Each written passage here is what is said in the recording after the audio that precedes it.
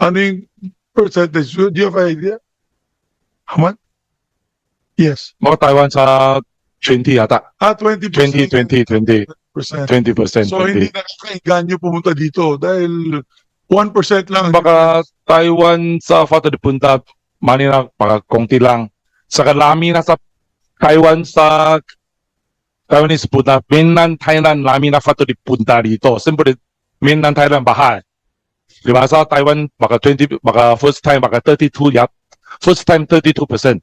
Baka meron na sa Fato de Punta dito. Tapos second time lang 20 sa Taiwan 20, Philippines 90 yata. So baka lami na sa Fato de Stab lang eh. Yeah. Thank you. Thank you, Mr. Feng.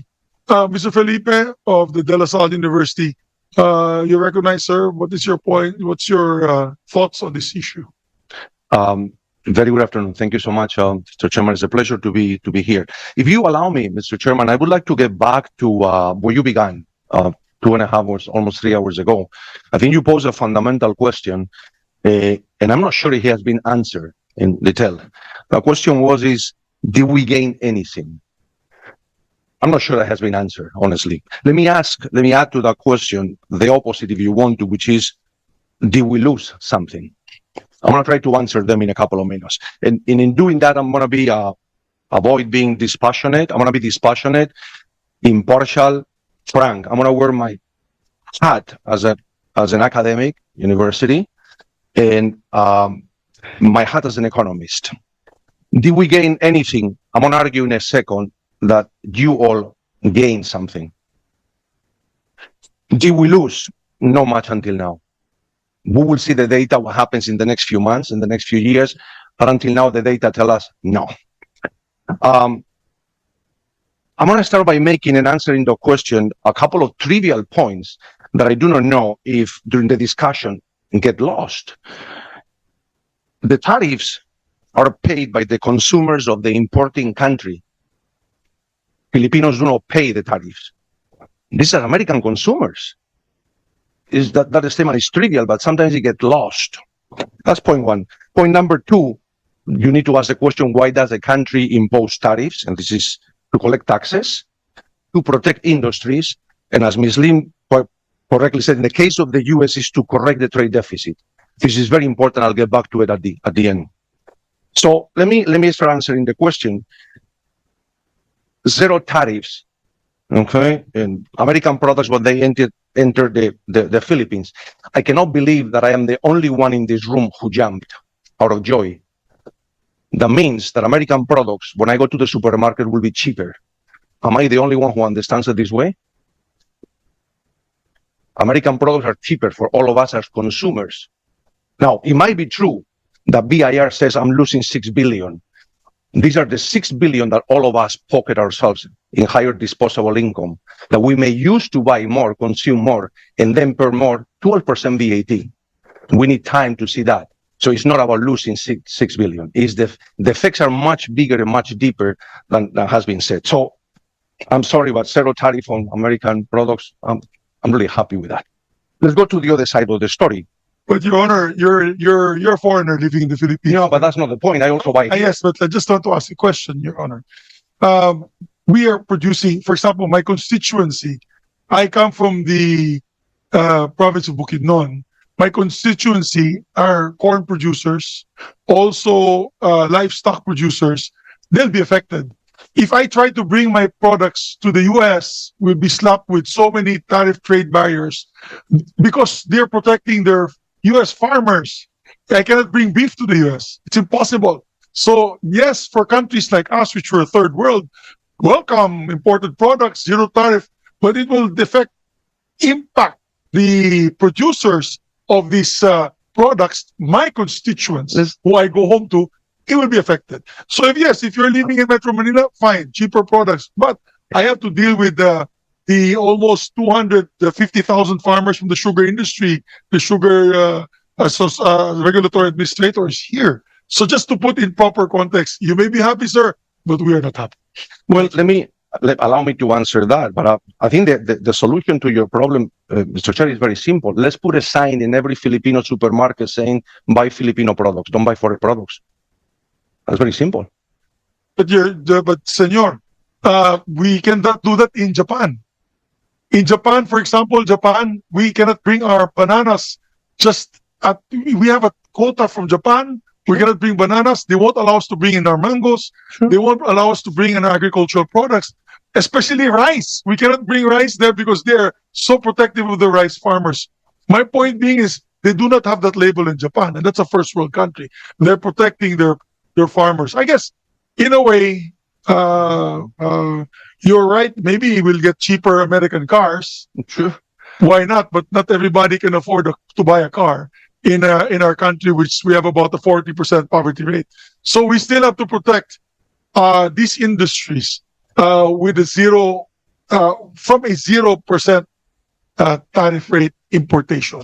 So I just want to my apologies. I don't want to debate with you, but I have to also answer for my constituencies. Thank you. But if Please you proceed. allow me, Senator, that's what I was trying to say. We need to differentiate between what happens to some companies and the nation at large. The effects are very, very different. And this is something that you mentioned at the end. So I would like to get back to this. So what happens is that when we are talking about the 19% tariff that Filipino products went to the US, there are very simple considerations. One is the cost.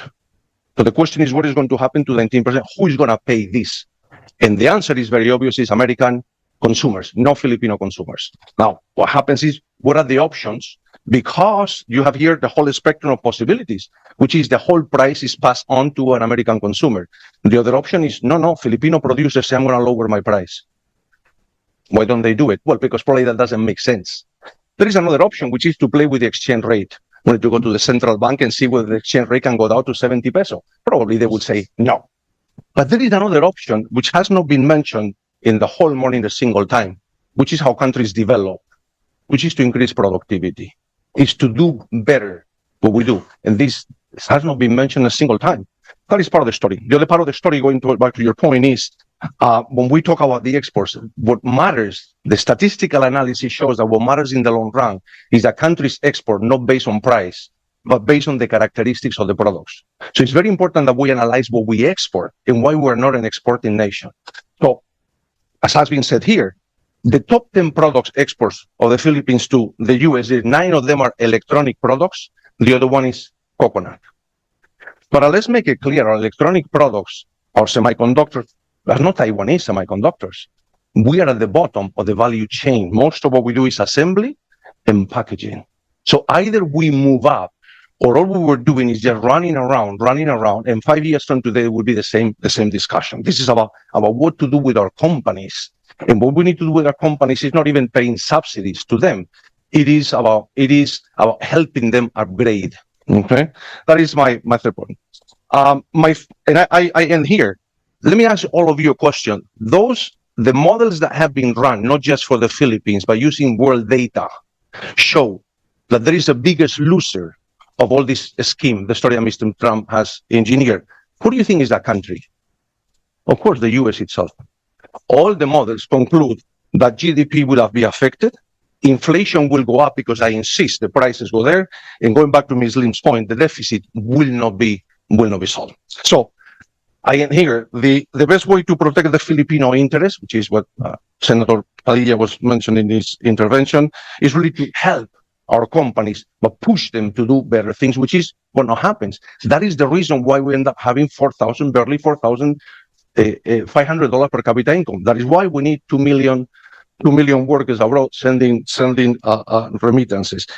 So the answer to this is let's change the economy that we have. It's not in the short term giving subsidies to our companies, because if this is done, what we need is not just the carrot, but also the stick, which is how this was done in Korea. I help you in exchange for something else. I will stop here. Thank you so much.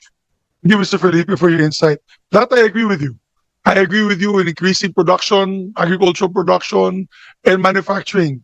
It's a sad state. That's why I mentioned earlier that I'm very sad because the people are saying that the impact is very low in the Philippines. It's because we're not an exporting country. We only export our people. So you're absolutely correct. We should be an exporting country. We used to be top exporter of garments. And then we lost it in Bangladesh. We went to other countries, Vietnam.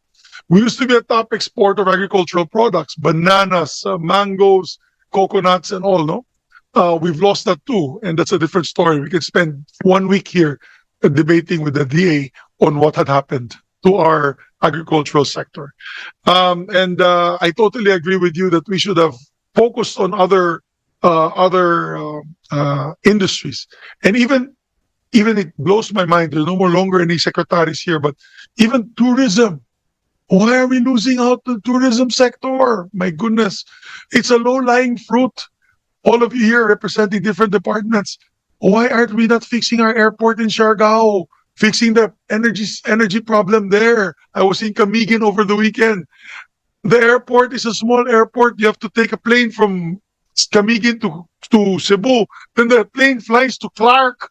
Who is going to go to Clark to go to Cebu and then take the plane going to Camiguin? It just boggles the mind because apparently our airport here is going to close out already all turboprops and they're going to move it all to Clark. My goodness. So that's it. That's the end of our tourism industry.